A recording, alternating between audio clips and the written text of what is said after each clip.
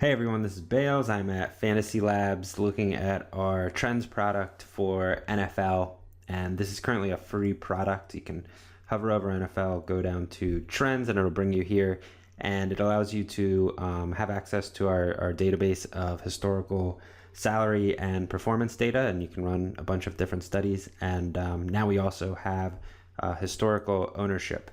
So that is what I want to talk about today. So we'll just create a sample trend here, name it whatever, quarterbacks on DraftKings we will look at. And one of the things I like to do is just go back and look at different projections that we're doing and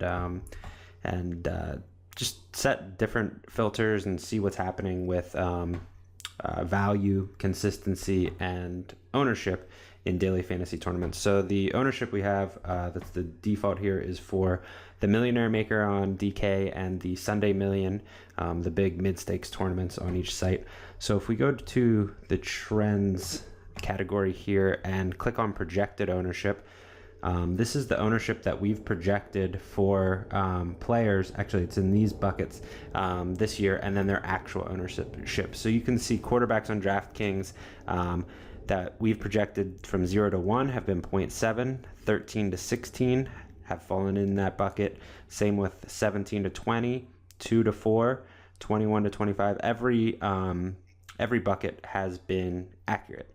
And so we can go to another position and check those as well. So we'll look at running backs on DraftKings, look at the projected ownership. These are the buckets, and again, everything falls in line. So I actually just was looking at this to see if we had any biases that were recurring in our ownership projections, and they seem to be pretty good so far, about a month into the season. So things will begin to even out, and it doesn't mean that everything is perfect. We could be off in both directions, and it evens out to look like it is accurate or to fall within the bucket. So definitely looking at that stuff, but it is good to see that the actual ownership numbers are falling right in line with what we are predicting. And if you go through every position here on DraftKings, wide receiver, tight end, defense, you'll see that the actual lines up with the predicted in every bucket except for one that's just off. Actual ownership for defenses that we've projected 0 to 1% has been 1.1%. So just a tenth of a percentage point off. And then if you go to FanDuel, same thing. We see the same thing at every position.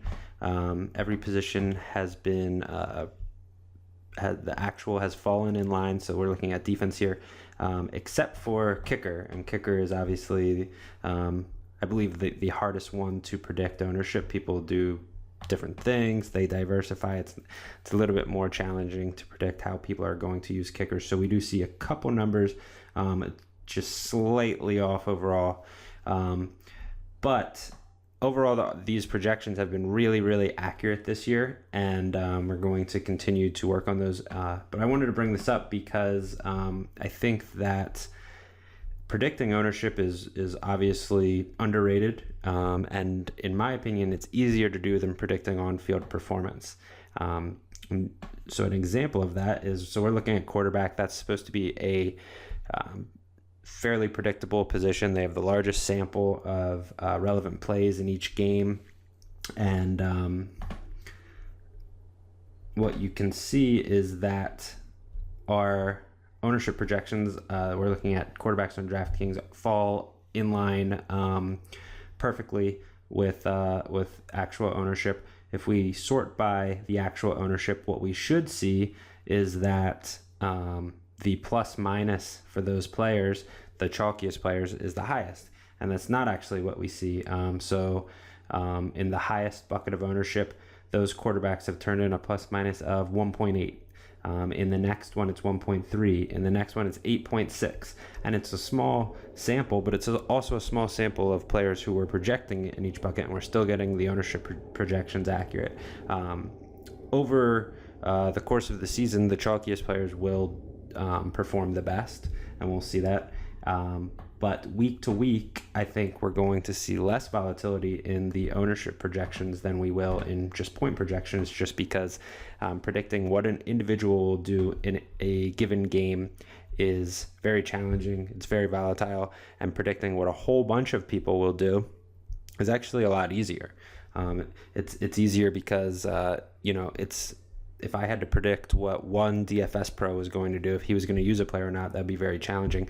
But predicting what 100,000 people are going to do is actually much easier. So we're looking at running backs on DraftKings here as well. We'll sort by ownership again, and you can see overall there is a bit of a trend in terms of finding value. There's a trend in terms of the average points scored, but it's up and down, it's volatile, and it's not the same as it is with ownership, where we are very accurate. So again, I think that obviously predicting ownership is a really important component of being a successful GPP player. And anecdotally and based on this data, I do think that we will see less volatility in those projections compared to projected points and actual performance on the field. It's just a bit easier to predict what a whole bunch of people are going to do in a tournament and then try to exploit that as opposed to vice versa.